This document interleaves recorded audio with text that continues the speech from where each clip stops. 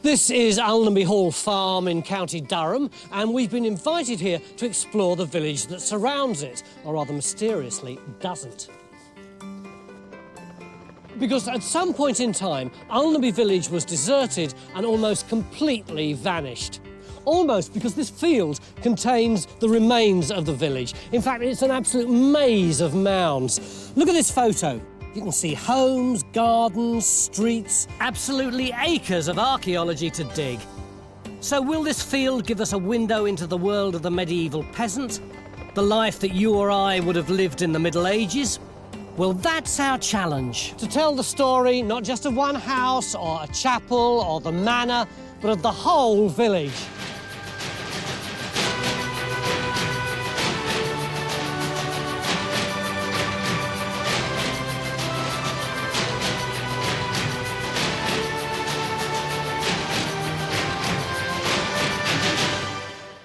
Ulnaby Hall Farm lies near Darlington in County Durham.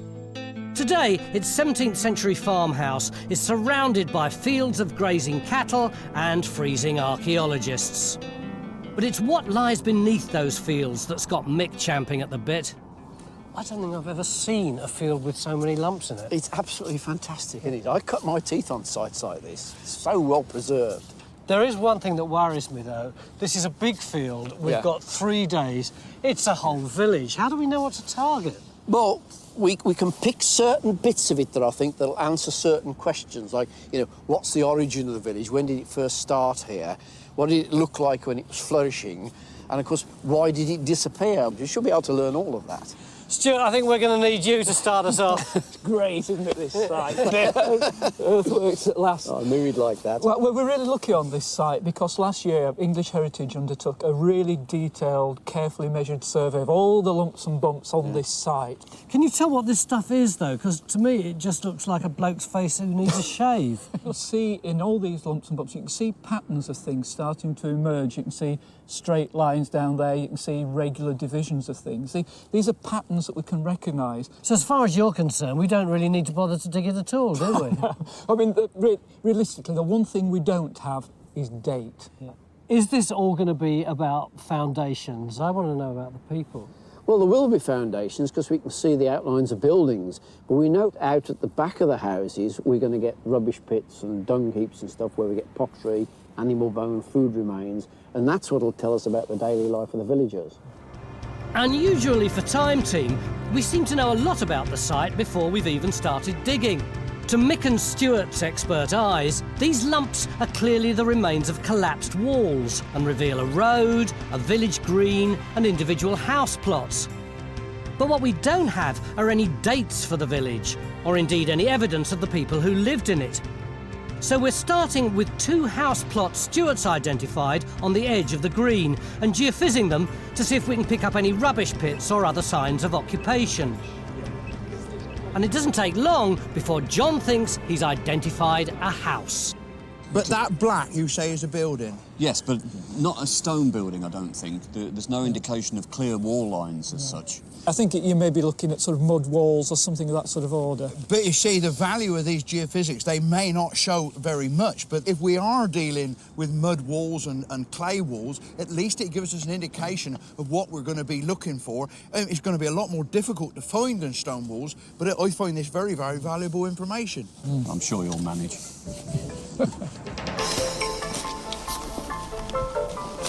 So the archaeologists take up residence digging our first trench, bang on top of the building John's identified on the geophys. And while they're searching for dating evidence in the ground, we're also turning to a wealth of local documents for other clues. What's the earliest reference we've got to Ulnaby? Well, it's not exactly a reference, but it's the place name. That BY ending is a Norse term for a farmstead, so that name would have been coined probably at the end of the 9th or the early 10th century. So does that mean we're looking at a Viking village? Well, not necessarily. I mean, it could be, but, you know, this name was coined for a settlement somewhere in the vicinity, but that doesn't necessarily mean to say that it refers to the settlement that we're digging. So when do we know that it was established as a village? Well, the first reference we've got is from 1198, when one William Greystoke was obliged to provide a knight, or the equivalent amount of money, in service to the bishops of Durham in return for holding land at Coniscliffe and at Ulnaby. So does that mean that there was definitely a village here in the 12th century? No, it means that there was a manor here in the 12th century. Now, whether or not there's a village, well, we're going to have to dig to find that out. So, back to the trench, and Phil's hunt for the house, which we think will be made of turf. But then again, maybe not. Matt? Hello? Have a look at this. Now, John promised me there'd be no stone in here. But, So you've won your £5 already? well, I don't know. 11 o'clock day one, and it looks as though we might have our first archaeological hint of a house. But although we've barely scratched the surface of this target, it seems Mick's already switched his attention to something else. It's only about 5 minutes ago that we started putting in this trench, but this being time team, over here you can see the strings down, there's people bouncing up and down trying to do some deturfing. It's the second trench, isn't it? It is indeed, But yeah. why? And why so close to that one? Well, when you look at these plans, there are almost certainly different phases of development of the village here. What do you mean different phases? Well, if you go in a village today, you'll have, Georgian houses in one place, Tudor houses in another place. The place has developed gradually. It's developed over a period. This is almost certainly the same. From the look of the earthworks, we think that area over there might be earlier. So that's why that trench has gone in. And we think this is part of a row of farms. So you think this might be later? At the moment, I think I'd put a cheap bottle of wine on that, yeah. You chuck your money about, don't you? Before Mick starts getting the drinks in, we've got a lot more digging to do. And our second trench has gone in over another possible house platform. Mick and Stuart think that this second house is later than Phil's house. Their theory being Phil's digging a possible house which forms part of this plot. They believe that his is the earliest dwelling in the village. They think this because it's cut through by a bank which forms the front boundary of the second plot.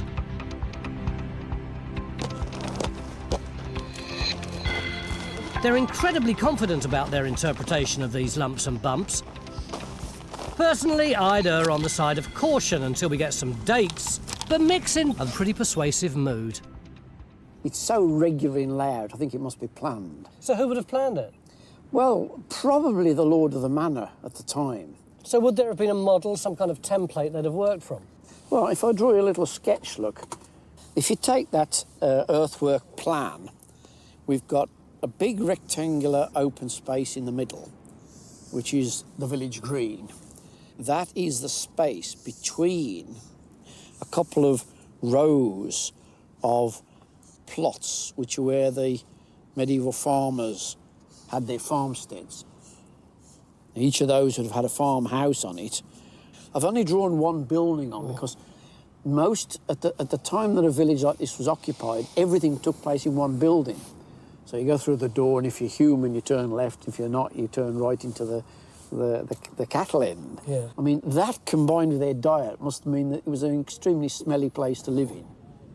It may have been smelly in the medieval period, but there's a whiff of excitement on site right now as Phil's trench is full of surprises.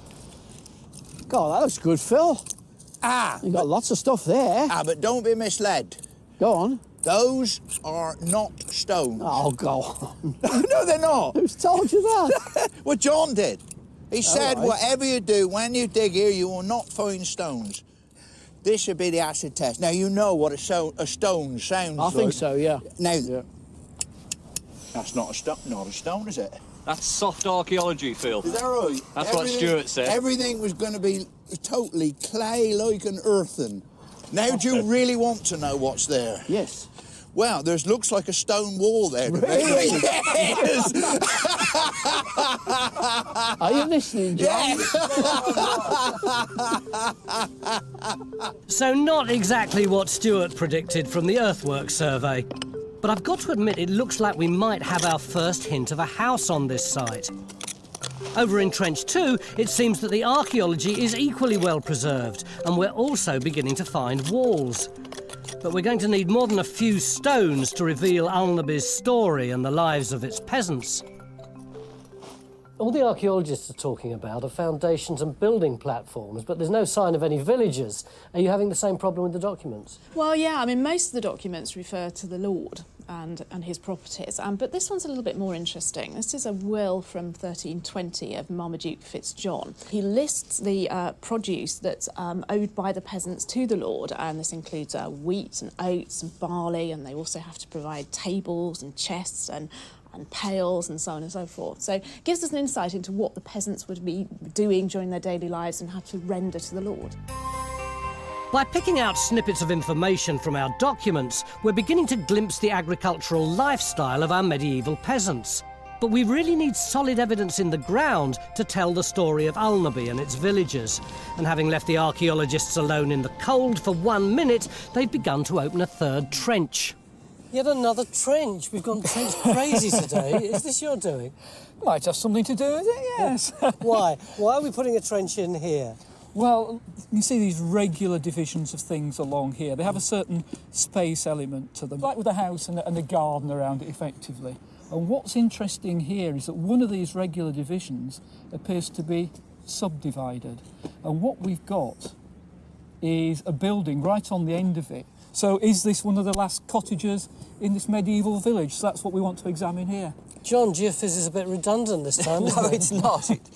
We've actually surveyed this magnetically now, and we're getting some really nice results. We're getting lots of strong anomalies. They reflect the buildings, the yards, areas of burning, rubbish pits and so on. And Stuart talked about this rectangular building.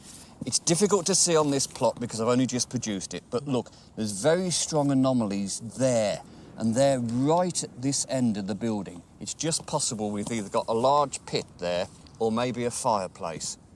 So, Trench 3's going in here because Stuart thinks the subdivision of this plot suggests even later occupation.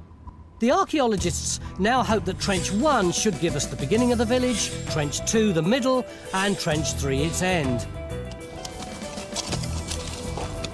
I'm still amazed by their confidence, since we've hardly found any dating evidence at all yet.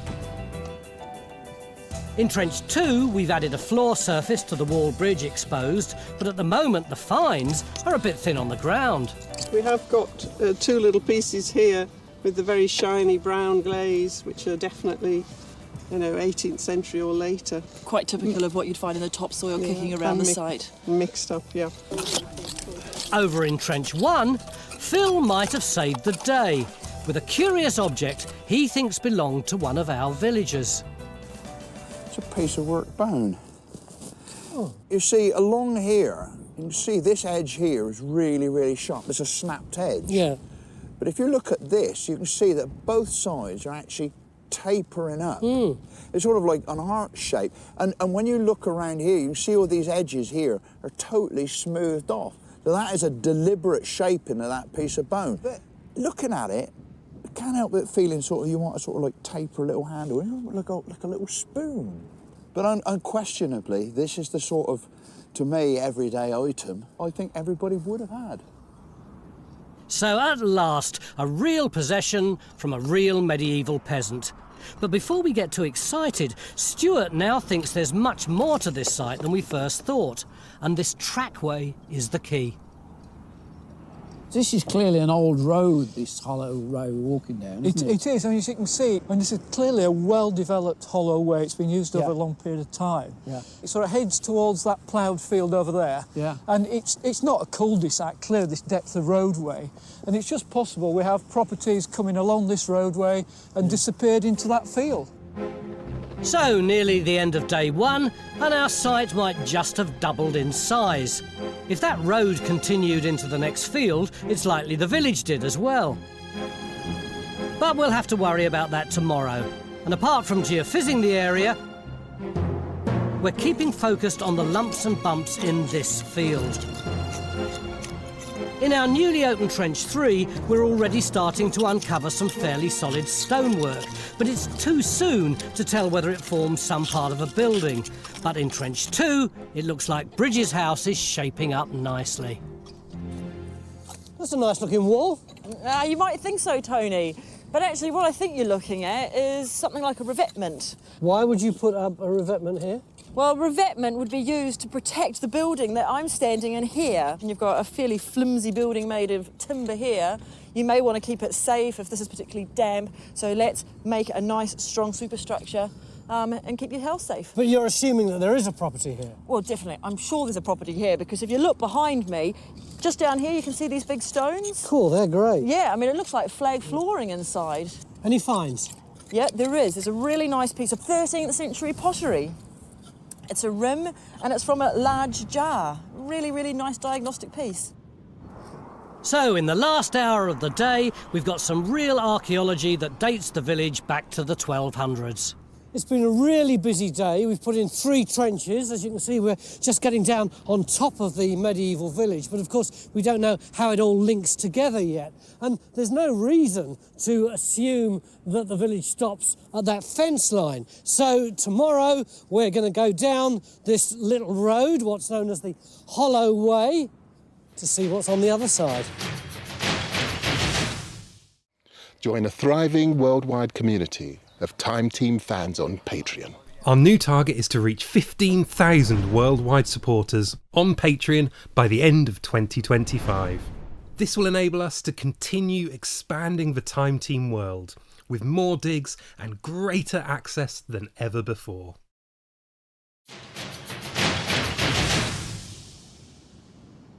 Beginning of day 2 here at Ulnaby Hall Farm in County Durham, where we're investigating the lost medieval village, which we're pretty sure lies underneath this field. Yesterday we put in a trench here because Stuart reckons that this earthwork represents one of the earliest buildings on the site, although he didn't think that it was made of stone. Phil, was he right? I think he's wrong on both counts, actually. Firstly, we've got no evidence of a building here at the moment. And secondly, we do have stone. Now that stone, I think, is a much later wall, probably just a spread of material. But the crucial thing is we've got no evidence of a building at all. True, we've got a few bits of medieval pottery, but we're in the middle of a medieval village. You'd expect that. So what we're going to have to do is going to be a bit more brutal. We're going to take the digger to it and go down. Stuart's been walking these hills for 40 years. He knows them like the back of his hand. It's going to be great telling him he was wrong. First time for everything. Not the most encouraging start to the day, but when the archaeology gets tough, the archaeologists get tougher. So Phil gets stuck in with the big digger to shift the dirt and see whether there's any evidence of occupation in his trench. So far, we've opened 3 trenches based on Stuart's interpretation of all the lumps and bumps in the field. Although Phil's struggling to find anything in his trench, we still think it's located on the site of an early house platform. We think Bridges' trench is located on a later house, and the third's on one of the last houses in the village. If we're right, we're hoping to reveal the history of the village from beginning to end. It's a big challenge, especially in this biting cold. And it might get even bigger, since we think the road extended into the next field and the village continued with it. Although the field's been heavily ploughed, geophys should reveal whether or not it did. I can't actually see it on the geophysics. I suspect it must have been ploughed out. I mean, there's no doubt that it came through this field. Yeah. Can you see anything at all that we ought to dig a hole in with the machine? Well, to be honest, no. I mean, compare the results from here. Yeah. It's full of sort of burnt features, rubbish pits and so on within the village. Yeah. Once you move beyond that field boundary, no evidence of settlement as far as I'm concerned. OK, well, that's so well preserved, we've got enough work in there. Let's not do anything in here on the basis the geophysics doesn't show anything and concentrate in the main field. Yeah. For once, I'm quite relieved there's nothing here. We now know the full extent of the village and can concentrate our efforts on the lumps and bumps. And in Trench 3, we're beginning to uncover some pretty large chunks of masonry, possibly another medieval house. But Stuart still doesn't think we've tackled the whole village yet. This hollow way that runs through here that we're standing in, if you look on the other side, there's lots of earthworks on that side as well, this area highlighted in pink. There's a whole series of little strips down here with what appear to be some buildings inside them. And it's very higgledy-piggledy and very different to this very organised stuff up here. It doesn't look as regular, the earthworks aren't as good, and there's obviously got to be some reason for that. It's not like that. And that's one reason for doing the trench. Yeah. I'm not madly confident given your track record so far, Stuart. You know... To clarify that, young man. Yeah. Can you see that trench through there? Yeah. That was the one where you said there would be a building platform and no stone. Mm-hmm. There's no building platform and lots of stone. Right. So, giving Stuart the benefit of the doubt for the moment, we're opening a fourth trench to see what's going on to the south of the road. The house platforms on this side seem to be less regular than the others, and we're hoping our trench will reveal how they fit in with the rest of the village. And shock horror, over in our first trench, Phil might actually have found some archaeology. Whoa! Look. I think that's a bit of that coal stuff again. I think we've got a bit of a feature here. While this might be our first hint of that elusive early house, over in Bridges Trench, we're uncovering a whole floor plan. Naomi, how's the back of this building shaping up? Well, it's coming along quite nicely, Bridget. As you can see, we've got these 3 quite large stones in the centre. These ones just in front of me here? Yeah, and it's kind of occurred to me that it looks like a face. Well, it does. I was just thinking the same thing, that they all are absolutely in a straight line there. And that is parallel with the stones that I've got up there that are marking where the front wall of the building would have been. So we might have both the front and back walls of the house. And they're not the only walls appearing on the side. You can almost see a line there. Yeah, straight line across and there, they seem to be faced. It looks like we've uncovered 2 of the houses in the village, and what's more, Rakshas's also got some signs of occupation in hers. We've actually found quite a lot of slag from, metalworking. This is the waste product from metalworking. Yeah. So this is what's giving the geophysics signal then? Yeah. So the question is, is there some kind of furnace here? Is there any, suggestion of, industrial activity? So that's really quite exciting. You might have a medieval building and some medieval industrial activity. That'd be really interesting. Until now, we've mainly found rubble and stone, but this slag might be our first hint of what the villagers were actually doing in medieval Ulnaby, which would be great because so far the archaeology has not given much away about the lives of the villagers. But we do have a document which might help us, the Luttrell Psalter. The 14th century Psalter was commissioned by a Lincolnshire lord, Sir Geoffrey Luttrell. While primarily a book of psalms, its illustrations paint a vivid picture of medieval peasant life. Not only has Sir Geoffrey had himself and his family depicted, but all those who worked his land, including the peasants who worked his fields for him. You kick off with the ploughman, and then we go to the sower and the seed. And here we've got reaping. It's all work, Dawn. Didn't they have any fun? Well, no, I mean, it was hard work, but there are some fantastic images in the Luttrell Psalter of participation in games and engaging in sporting endeavours. And it's a fantastic one. This man here his friends are holding a pole, and he's either limbo dancing underneath it, or it's some sort of weightlifting competition that he's engaged in. And here you've got the age-old pursuit of foot wrestling. And here you can see how your potsherds got broken. Cool. When you see those in the trench, you don't actually think of how they might have been broken, do you? And here, for example, a naked blue man sitting on a pole holding a pig's bladder as a balloon. Good old-fashioned entertainment. What more could you want?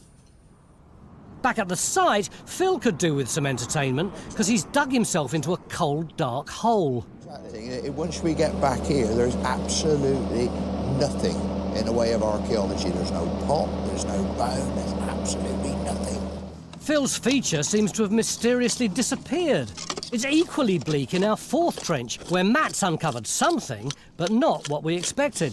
Matt, what you got? I've got something that you might be a bit disappointed in here. Pipe stem. Tobacco pipe stem, isn't it? Yeah. So that's not medieval, is it? Can't possibly be, no. Well, I hope that doesn't really home too many implications for this building. Matt's finding 17th century pipe here, not exactly fitting in with the picture of medieval Ulnaby we're building up on the rest of the site. What's more, in Phil's trench, we're now fairly positive there's absolutely nothing there, which isn't what I was promised yesterday. I don't understand what's going on. It's kind of fun that Stuart's theory has been shot out of the water. But on the other hand, I can see there is a zonking great earthwork here. There are other great big earthworks all around it. So what's going on? Perhaps the buildings and structures that went with those were far more ephemeral, built of timber or something like that, and we just don't see them in sections in a trench like this. Oh, come on, Mick. I mean, if there'd have been post holes here, I'd have seen them. If there'd have been beam slots here, I'd have been seeing them when we machined up. If there'd have been stone foundations, I would have seen them. Look, I'm not disputing that there's earthworks here. What I'm doubtful about is the interpretation of those earthworks. And what else could they be? Well, they could be hedgerows, property boundaries. They don't have to be buildings. Well, at least one thing's becoming very clear. Archaeology is all about the interpretation, with some considered calm debate thrown in. I mean, I agree with you, that's what the earthworks look like, but when we dig a hole in it, there's nothing there. But you're interpreting that as a building. Yeah, what we've got here, you can see them, there's high bits and there's low bits. We thought we'd put a trench here because we thought there might be a structure here of some kind. There might be a structure here of some kind. Look then, all right, if there wasn't a structure there, can you tell me why you asked me to put a trench on a high part, whereas with everywhere else on the site, when we've been looking for buildings, we've been digging up the holes in the lower parts, in the basal hollows. Yeah, the hollows. Yeah, because the hollows are defined by higher parts that define the edges around them. We should be digging in a hollow. I hate to take sides, but at the moment I put it as field archaeologists 1, landscape investigators 0. Sometimes the landscape can be a lonely place. But in Trench 3, we've discovered the walls which Stuart had predicted in the earthworks, and he's confident he can level up the scores. That looks interesting, Raksha. I know. It's suddenly emerging. We've got this wall running along the trench, but I haven't got a clue where we are in the building. I've got a clue. This is great, because you're on the gable end wall of a medieval longhouse that goes up that way. Let me show you. That's the inside. That's outside there. Runs along here, and then it turns around where this bank comes along up here and back, right the way down. I'm getting too old for this. Right the way down here. It's a classic sort of medieval longhouse. So Stuart's back on course with his medieval longhouse. And having studied the earthworks, he also thinks this was one of the last houses to be built in the village. On the other side of the site, we've been trying to discover Ulnaby's origins. And although there was no sign of an early house in Phil's trench, he's determined to keep searching, this time in a hollow. Bridge and Raksha's buildings were found in hollows, so he's hoping to have more success. But to tell the whole story of Ulnaby, we now really need dates and finds, not just foundations. And in Bridge's trench, we might finally have got somewhere. It looks like a knife blade. Why'd you say that? Well, can you see this side here? This looks like a blade coming along here. And then it comes up in this angle, and that's called the tang. And that's where the handle would have been fitted, and probably made of wood because it no longer exists. I know you haven't had a chance to clean it up yet, but any kind of date? Well, given that it's got a slight curving nature to it, can you see that? Yeah. Well, that's very typical of medieval knives. But I think the most interesting thing is its position of where it's been found. What, you mean on top of those flags? Absolutely. Why is that significant? Well, in amongst it, we found a lot of pottery that has all been dated to the 13th, 14th centuries. This is a really good occupation layer. It really is evidence of those last people that lived in this building. Not only a great personal find, but we've now got a solid date for when this house went out of use. It's only one building, but one of the main goals on this site is trying to find out when and why this village was deserted. And if this happened in the 14th century, its demise fits in perfectly with one of the most catastrophic events in British history. Most deserted medieval villages were because of the Black Death, weren't they? Well, that's what we tend to think, you know. I mean, what's the great catastrophe in the Middle Ages? 1348, 1349, the Black Death arrives, kills between a third and a half of the population. So when people found deserted village sites, they thought, oh, well, that must be the reason. But actually, there are very few of them that are actually depopulated by the Black Death. people that are left have got to carry on living, and very few villages have cleared out by it. So why did so many medieval villages collapse? The other big reason is a change of farming, particularly in the 15th and 16th centuries, where we hear, for example, of people being evicted from villages, when landlords are turning the village over from an arable farming estate, growing lots of crops, which needs a big labour force, to going over to sheep and cattle, where you only need a couple of stockmen or a couple of shepherds, so you get rid of the rest of the population. Before we can really speculate what caused Ulnaby's desertion, we've got to find dating evidence across the whole site, not just one house. So nearly the end of day 2, and everyone's digging like mad. Over in Matt's trench, we're now beginning to expose walls and a gravel floor surface. What's more, he's got some dating evidence for it. Date for a bit of that hot, please. OK. Well, very well be 14th century here, yeah? Oh, right. So yet another medieval date for the village.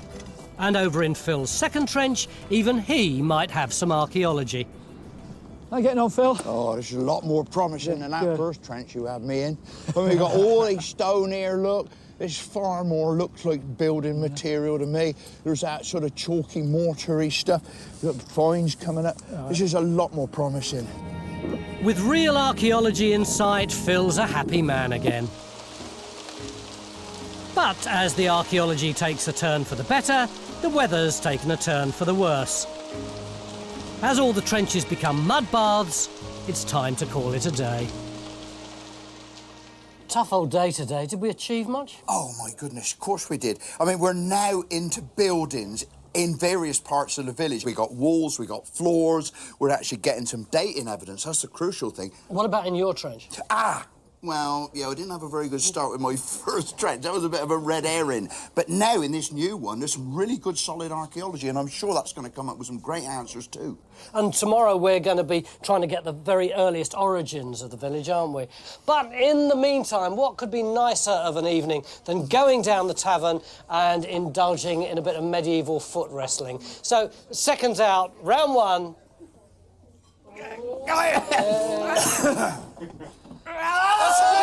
Oh, he's gone. You're off. Phil, bring on Phil.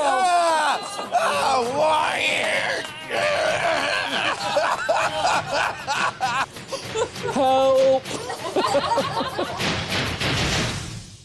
If you'd like to see more episodes like this, you can make it happen. Our new target is to reach 15,000 worldwide supporters on Patreon by the end of 2025. This will enable us to continue expanding the Time Team world. Enjoy front row seats for the greatest show on Earth and under it.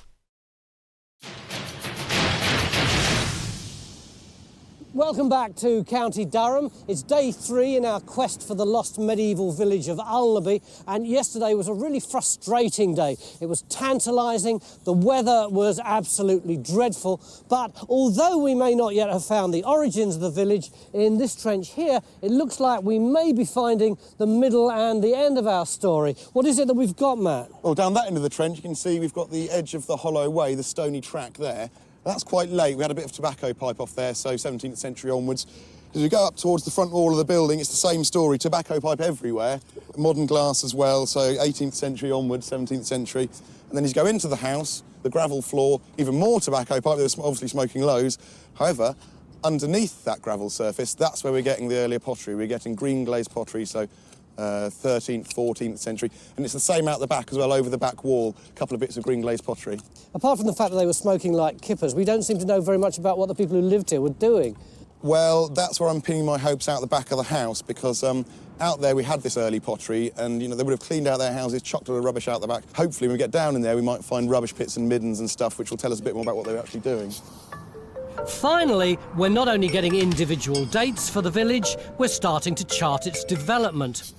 We've got a 17th century house built on top of earlier 14th century occupation, which is the same date as the house found in Bridges Trench. With only a day to go, we really need to start piecing together all the evidence we've got from across the site. So we're collecting together all the pottery. By comparing the date range, we're hoping to chart the story of the whole village.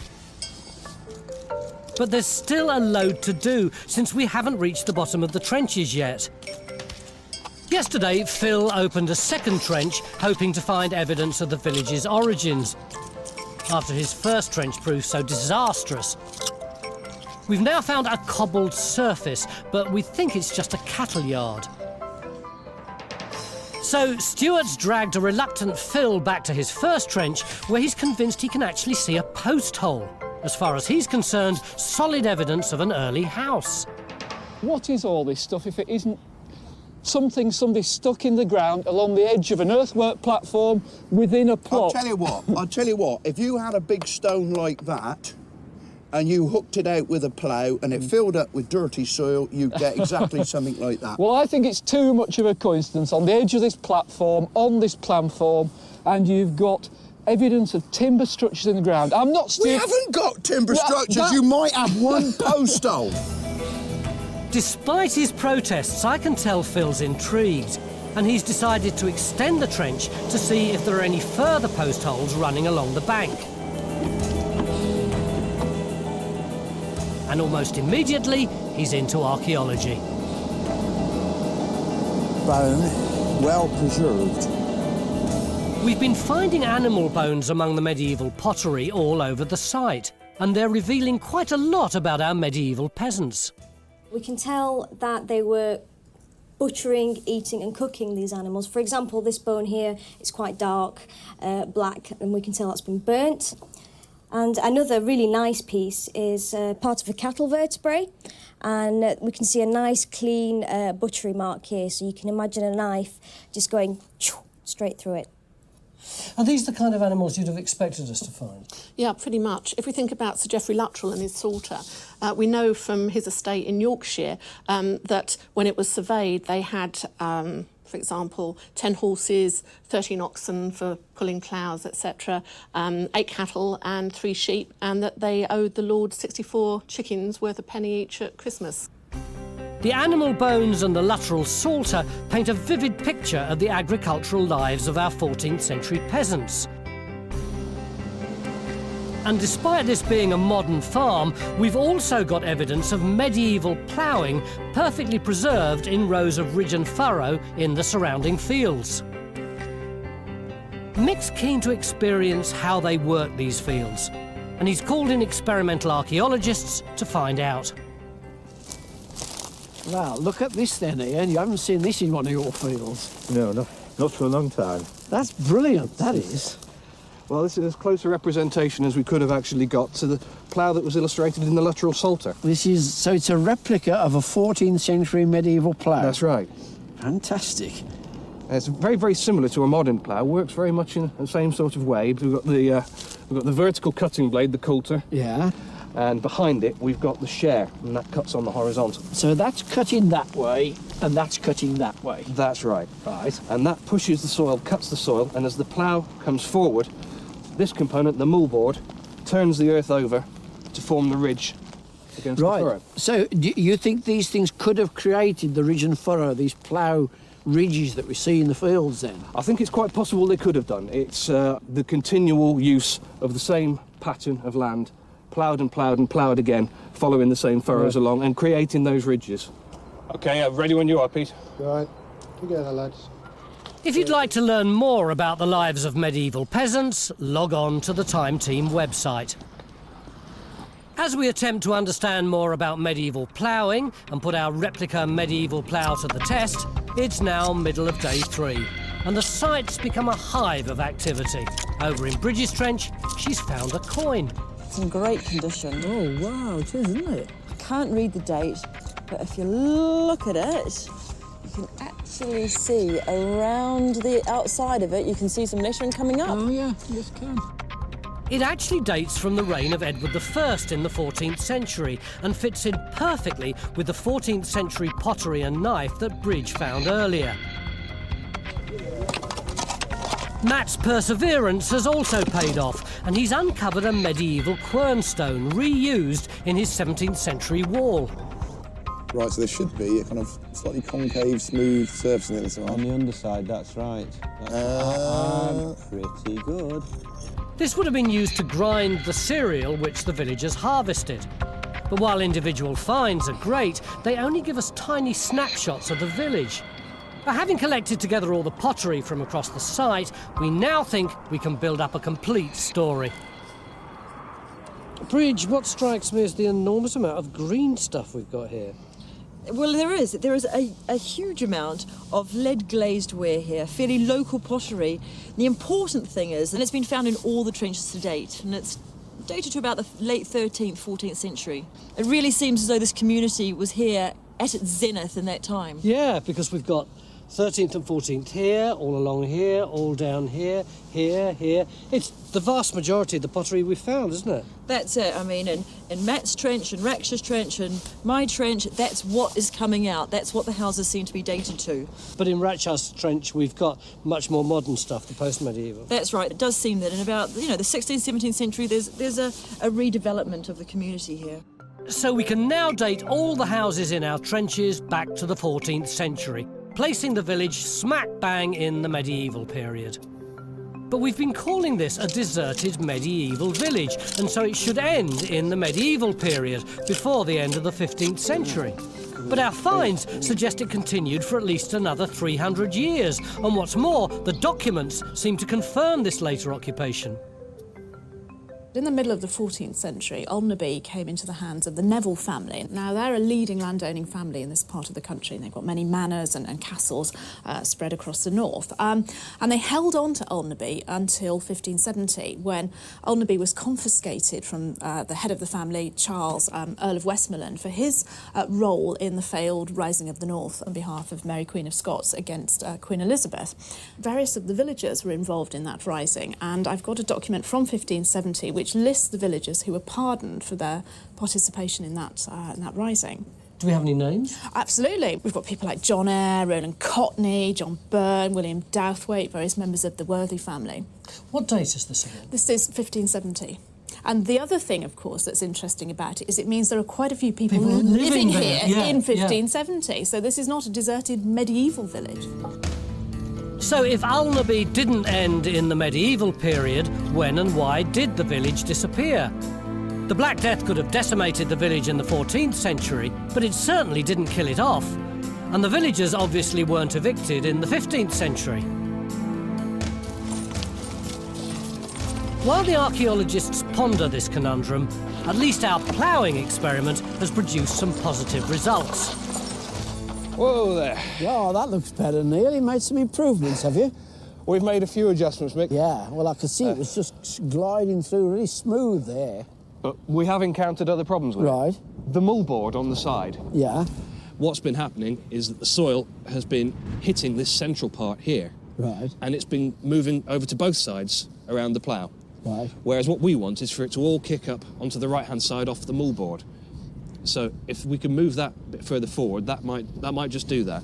So it looks as if whoever drew the little picture on the Luttrell Psalter knew about ploughs, but they probably weren't a ploughman. They haven't got it quite accurate. That seems to be exactly the case. So our intention was to try and recreate the plough exactly as the picture was. So this has worked up to a point. Yeah. It's only very small little alterations that we need to make a much more efficient plough. Although it needs a few adjustments, our replica plough has brought us much closer to the daily lives of our medieval peasants.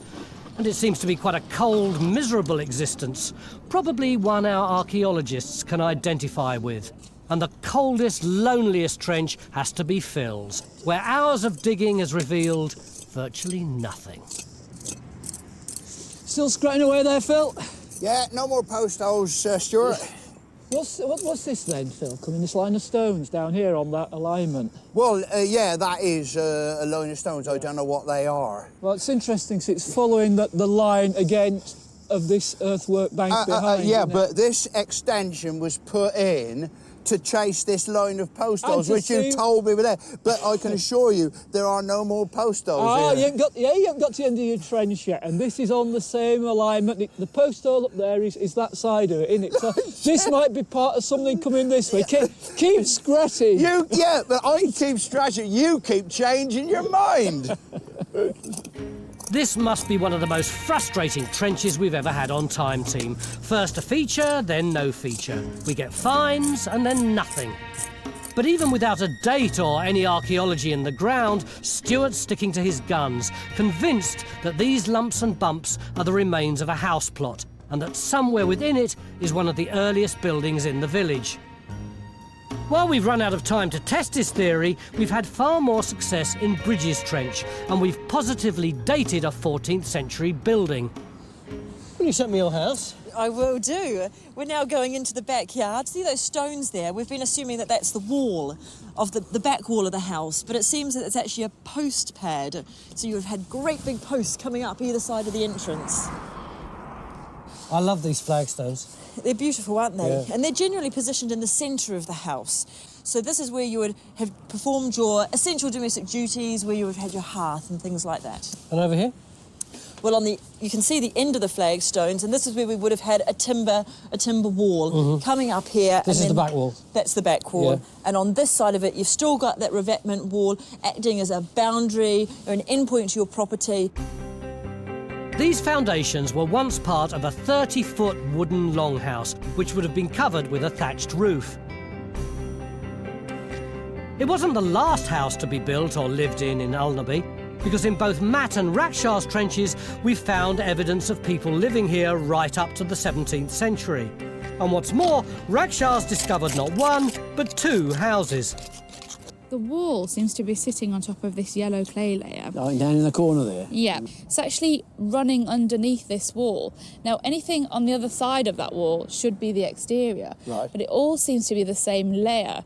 It looks like a floor surface. Now, we might have a possibility of a post hole in the corner. Yeah, I can see that, yeah. So, was there an earlier timber phase here? And then somebody knocked that down and then built the stone building? Well, that's very interesting, because the earthwork plan suggests that there's been bigger plots subdivided later on here, and it looks as if you've got the archaeological evidence for that. So we've got 2 building phases in Rackshaw's Trench, a timber structure, very much like the house in Bridges Trench, then a later 14th century stone longhouse built on top of it. We know from the pottery that it was occupied for the next 300 years, but was that the end of Ulnaby village? The last time I can pick up any real evidence for a village being here is in the early 17th century, because in 1629, Ulnaby was passed to Francis and Stephen Thompson, gentlemen. We don't know much about them, but this document does tell us about their estate, and Ulnaby consisted of 5 messuages. God, that's farmsteads, isn't it? Farmsteads, yeah. 3 cottages, 5 barns, 3 gardens, with 100 acres of arable, 100 acres of meadow, and 200 acres of pasture. So it's still there. Sizable community. You know, if you've got 100 acres of arable, you've got to have a labour force to work it. It sounds like one of these gradual, slow winds down as people clear off, the older people die off, and eventually it just dies on its feet. So after 3 challenging days, I think we've finally cracked the story of medieval Ulnaby and its villagers. While we haven't tied down a date for its origins, we've discovered the village was well established by the 14th century. It then flourished for at least 400 years, surviving upheavals like the Black Death until its gradual decline in the 17th century. And for the next 400 years until now, a few documents, the farmhouse and this lumpy field were the only clues that the village of Ulnaby ever existed at all.